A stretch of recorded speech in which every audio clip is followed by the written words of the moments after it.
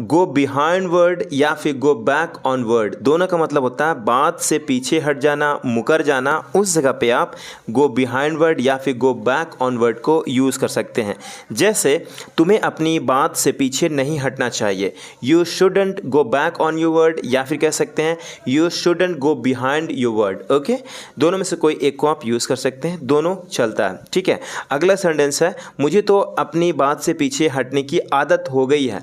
I have got used to going behind my word, या फिर कह सकते हैं I have got used to going back on my word. Okay, यहाँ पे यूज्ड टू आदत हो गई है, उसे यूज़ किया गया है प्रेजेंट परफेक्ट टेंस में। ओके, अब अपनी बात से मत पीछे जाओ, don't go behind your word या फिर don't go back on your word. Okay, वह अपनी बात से पीछे मुकर गई थी। She went back on her word, she went back on her word. The root cause of the troubles, मतलब मुसीबत का जड़, the root cause of the troubles. जैसे मैं सारी मुसीबत का जड़ नहीं बनना चाहता हूँ, I don't want to become the root cause of all the problem या फिर ऑल द ट्रबल। ओके, सारी मुसीबत का जड़ वह है, he is the root cause of all the troubles. सारी मुसीबत की जड़ तुम हो, you are the root cause of all the troubles. तुम मुसीबत की जड़ क्यों बनना चाहती हो, why do you want to become the root cause of the troubles. In a dilemma, दुविधा में, सोच में, असमंजस में, उस जगह पे इन अ डिलेमा को आप यूज़ करेंगे। जैसे आपसे उम्मीद की जाती है कि आप उसे दुविधा में ना डालें, you are expected not to put him in a dilemma. आपसे उम्मीद की जाती है आप उसे दुविधा में ना डालें, you are expected not to put him in a dilemma. Put या फिर प्लेस को यूज़ कर सकते हैं किसी को डालने के सेंस में। ओके, दुविधा में डालकर उसने तुम्हें छोड़ दिया, he left you by putting in a dilemma, he left you by putting in a dilemma. मैं दुविधा में हूँ, I am in a dilemma, आपने मुझे दुविधा में डाल दिया है, you have placed me in a dilemma, या फिर कह सकते हैं you have put me in a dilemma. Make false promises, झूठे वादा करना। तुम झूठे वादे क्यों करते हो, why do you make false promises. उसने झूठे वादा किया था, ही मेड फॉल्स प्रोमिसेस। झूठे वादे मत किया करो, डोंट मेक फॉल्स प्रोमिसेस। झूठे वादे करने का कोई फ़ायदा नहीं है, it's no use making false promises. Next one is in my presence. In my presence का मतलब होता है मेरे होते हुए। ओके, मेरे होते हुए, उस जगह पे इन माई प्रेजेंस को आप यूज़ करेंगे। यहाँ पे क्या आपको हिंदी खुद ही सोचना पड़ेगा। मैं आपको कई सारे सेंटेंसेस देता हूँ using in my presence. Okay, जैसे we can read a story together, मतलब हम साथ में स्टोरी पढ़ सकते हैं। लेटर, बाद में। बट इन माई प्रेजेंस, लेकिन मेरे होते हुए, you need to get ready for bed, आपको तैयार हो जाना है, तैयार होने की ज़रूरत है बेड के लिए। ओके, इन माई प्रेजेंस, मेरे होते हुए, please be honest with me, मेरे साथ मतलब ऑनेस्ट रहो, ईमानदार रहो। You can play video games later, बाद में खेल सकते हो video game. Okay, but in my presence, लेकिन मेरे होते हुए, you need to help me with this task, आपको मदद करने की ज़रूरत है मुझे इस टास्क के साथ। ठीक है, आपको ऐसी हिंदी आपको भी करना पड़ेगा, कई सारे सेंटेंसेस आपको बनाना है। In my presence please always treat others with respect. आप गौर से समझिए, सही से समझिए और सेंटेंसेस बनाना शुरू करिए, क्योंकि हिंदी टू इंग्लिश कब तक आप बनाएंगे, थोड़ा इंग्लिश में भी आप सेंटेंसेस सोचिए और बनाना शुरू करिए। इन सेंटेंस को आपको हिंदी खुद ही सोचना पड़ेगा, आपको सोचना है हिंदी कि इसका हिंदी क्या होगा। बड़ा ही सिंपल है, जैसे we can go to the park tomorrow, but in my presence you need to finish your chores today. In my presence please be gentle with the cat. You can have another cookie later, but in my presence, you need to finish your milk first. In my presence, please put your shoes on before going outside. In my presence, please don't run inside the house. You can have dessert after dinner, but in my presence, you need to eat all your food first. In my presence, please don't yell or shout inside the house. बड़ा ही प्यारा sentences है, आप समझेंगे, बड़ा easily समझ जाएंगे, एकदम कोई बड़ा सेंटेंसेस नहीं लिया गया है। In my presence please wash your hands before you eat your snack. You can talk to your friend after dinner, but in my presence please finish your vegetables. In my presence please be polite to everyone. In my presence we don't use our phones at the dinner table. You can play outside, but in my presence, no climbing the tree. In my presence, please turn off the TV while I'm on the phone. We can watch cartoons later, but in my presence you need to finish your homework. अगला topic है bye की मदद से बनाएंगे, जैसे by reading पढ़कर, by reading that book उस book को पढ़कर, बाय गोइंग देयर वहाँ जाकर, उस जगह पे हम बाय उसके बाद वर्ब की फोर्थ फॉर्म लगाते हैं। अगर कोई ऑब्जेक्ट होता है तो हम लास्ट में दिखाते हैं। ओके, तो इसमें भी आपको हिंदी नहीं लिखा हुआ मिलेगा, इंग्लिश में आपको समझना बहुत ज़रूरी है, क्योंकि मैं टॉपिक ऑलरेडी बता चुका हूँ। टॉपिक बड़ा ही सिंपल है, लेकिन आप मुझे उम्मीद है कि समझेंगे। जैसे this shirt can be ironed by setting the iron to a low heat. Okay, we water the plants by using a watering can. This delicious soup is made by following a recipe. We communicate with our friends by talking or texting them. This exercise can be done by writing the answers in your notebook.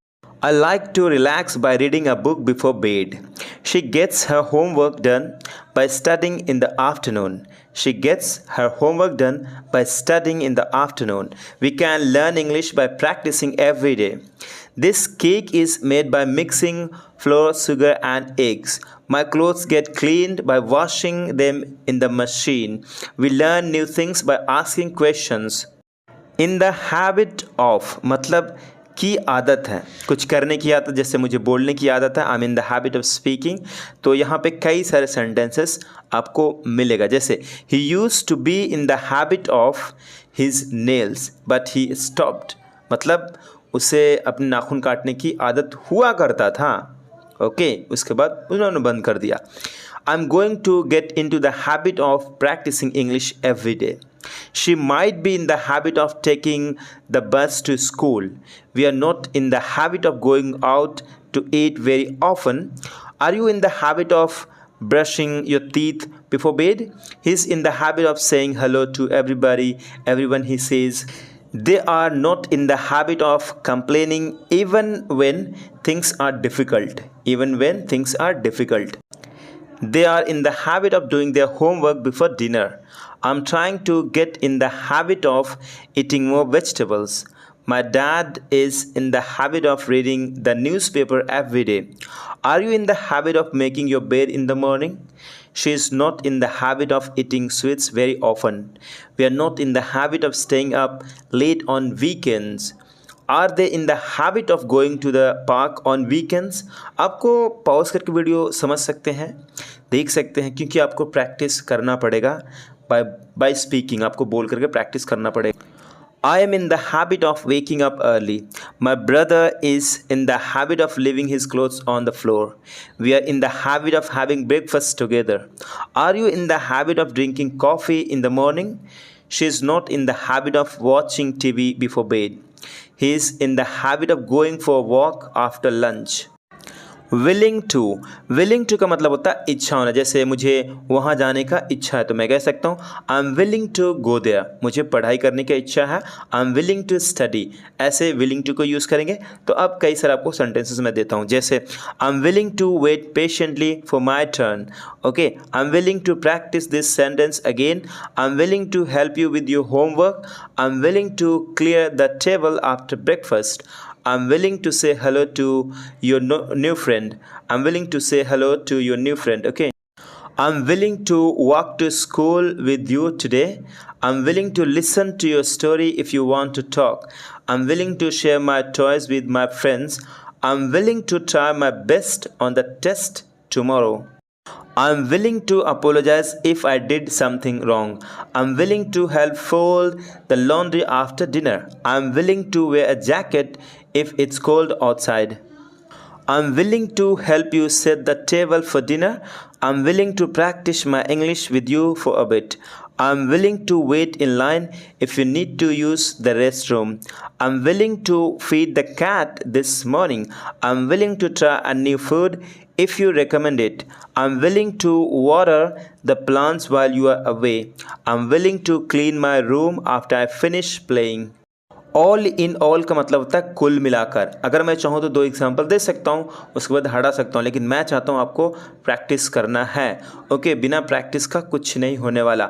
और हाँ, अगर आप structures का ई book चाहते हैं तो link description में है, वहाँ जा करके आप उससे डाउनलोड कर सकते हैं, क्योंकि उसमें सारा का सारा स्ट्रक्चर्स आपको मिल जाएगा, प्लस एग्जाम्पल्स भी मिलेगा। लेकिन मैं यहाँ आपको प्रैक्टिस भी करा रहा हूँ, प्रैक्टिस आपको करना बहुत ज़रूरी है। ओके, या फिर खुद ही से सेंटेंसेस बना सकते हैं। अगर आप चाहते हैं कि मैं बना पाऊंगा तो आप बना सकते हैं सेंटेंसेस, कोई दिक्कत नहीं है। Okay, all in all I think I am ready for my test tomorrow. All in all, the library is a great place to study. All in all, I'm looking forward to the weekend. All in all, the movie was a bit scary, but I liked it. All in all, I think I can carry all these groceries in one trip. All in all, I'm grateful for this beautiful day. All in all, I think I can finish this homework by dinner. All in all, the food at the new restaurant was delicious. All in all, I'm feeling tired but happy after my workout. All in all, I think I made the right decision.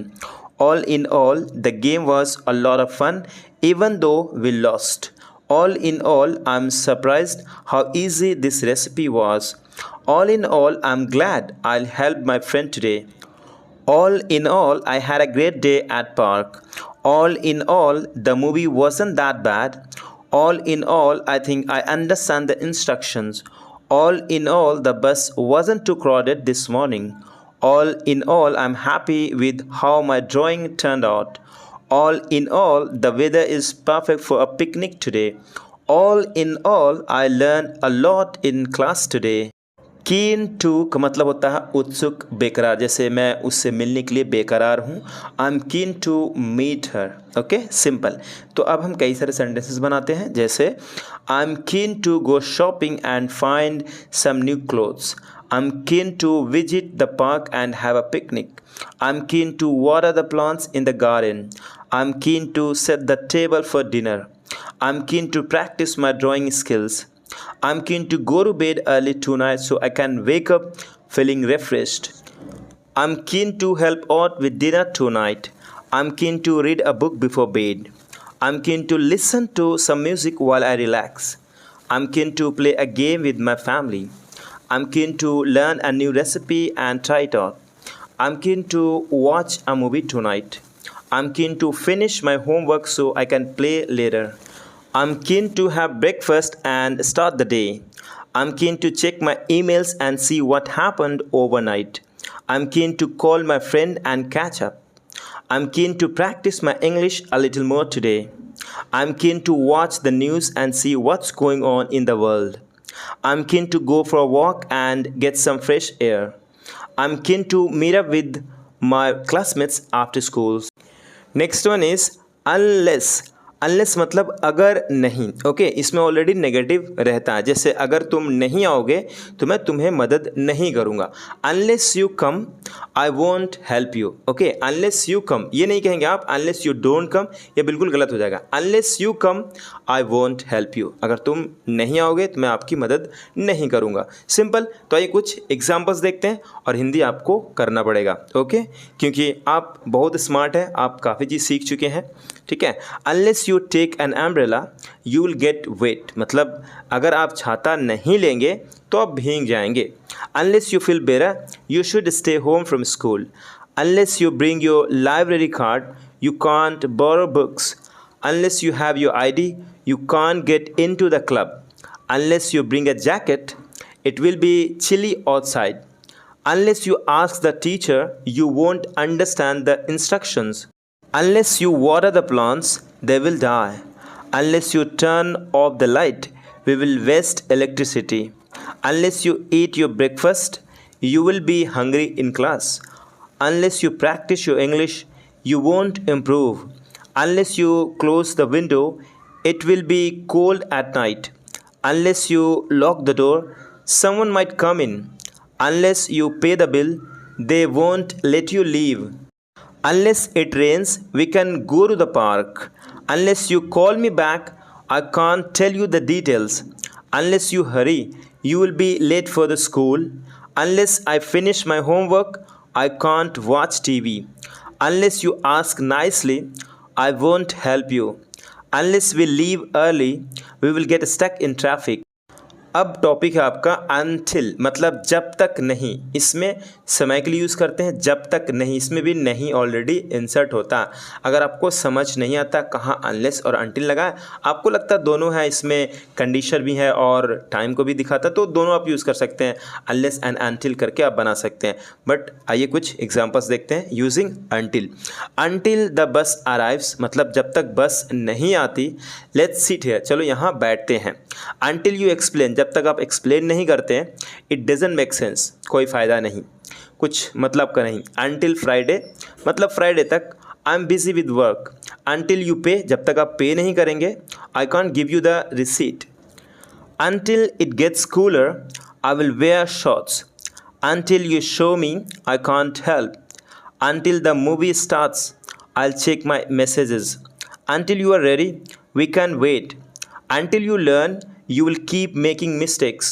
Until you clean your room, no TV.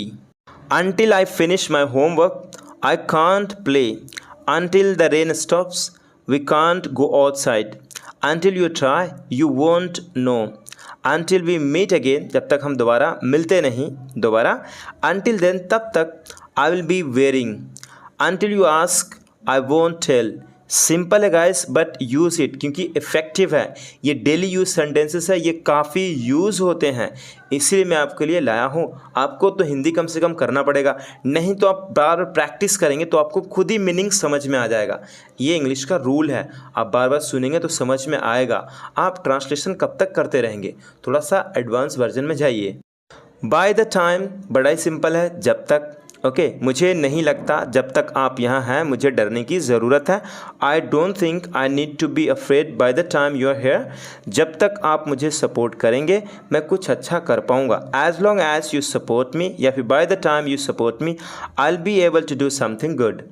जब तक मैं यहाँ हूँ तुम्हें कुछ नहीं होगा। By the time I am here nothing will happen to you, जब तक वह यहाँ है तुम्हें चिंता करने की ज़रूरत नहीं है। By the time she is here you don't have to worry, you don't need to worry, ये भी कह सकते हैं।